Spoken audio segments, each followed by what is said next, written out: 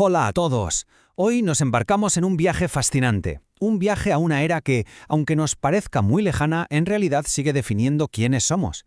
Vamos a adentrarnos en la Edad Antigua para descubrir cómo se levantaron los pilares de nuestro mundo.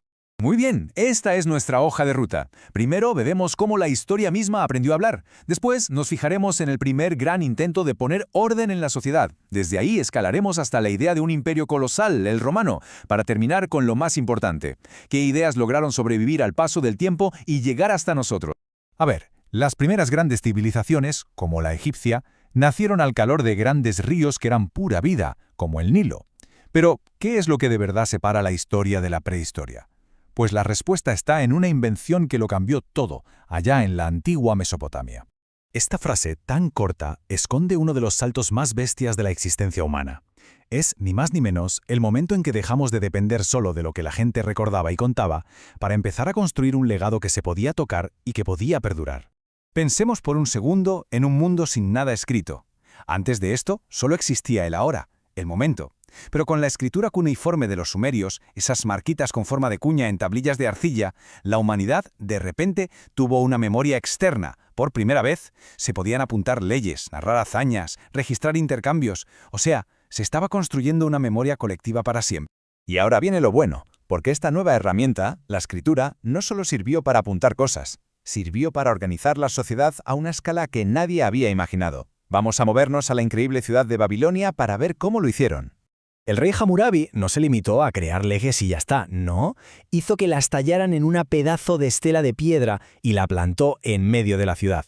Esto fue revolucionario, porque de repente la justicia era algo visible, algo que todo el mundo podía conocer, ya no era un secreto guardado por unos pocos. ¡Uf! Aquí la cosa se ponía seria. El Código de Hammurabi introdujo una idea potentísima. Acusar en falso era un delito tan grave como el propio crimen. La palabra, de repente, tenía un peso de vida o muerte. Y esta tabla lo deja clarísimo. La sociedad estaba totalmente estratificada, con clases como los Awilum, los hombres libres, y los Wardum, los esclavos. Y el castigo, el castigo dependía por completo de a quién le había pasado algo. La justicia estaba escrita en piedra, sí, pero vamos, de igualitaria no tenía absolutamente nada. Una vez que tienes la ley como base, como los cimientos, ya puedes empezar a construir cosas mucho más grandes. Y si hablamos de construir a lo grande, de organizar a una escala brutal, nadie, absolutamente nadie, lo hizo como los romanos. El recorrido de Roma es una auténtica pasada. Pasó de ser una pequeña monarquía a una república que no paraba de crecer y finalmente a un imperio que lo dominaba todo. Demostraron una capacidad de adaptación increíble. Y esta evolución no fue solo política o militar, ojo, también fue espiritual. Acabó con la adopción del cristianismo, una fe que el propio imperio había perseguido ferozmente, como su religión oficial. Casi nada.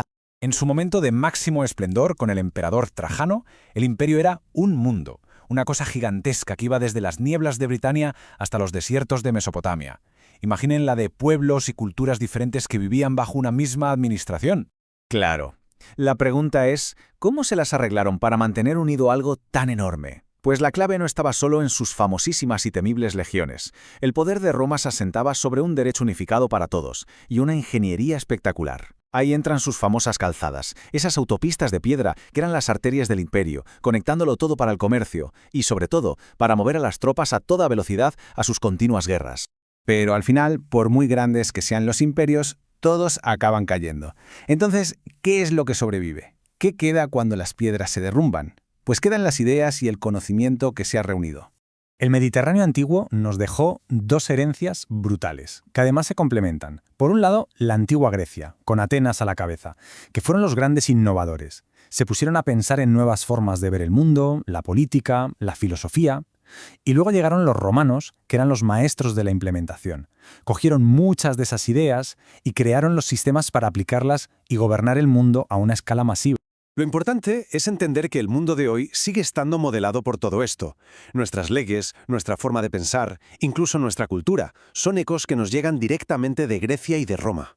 La caída de Roma no fue solo un desastre político, fue una fractura terrible en la transmisión del saber.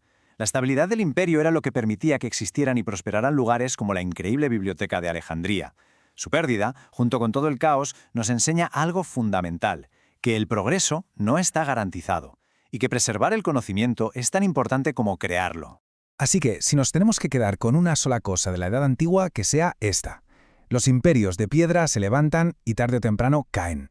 Pero las ideas que forjaron, ideas sobre la ley, sobre la ciudadanía, sobre la razón, esas pueden resonar para siempre, convirtiéndose en los verdaderos pilares sobre los que se sigue construyendo el futuro.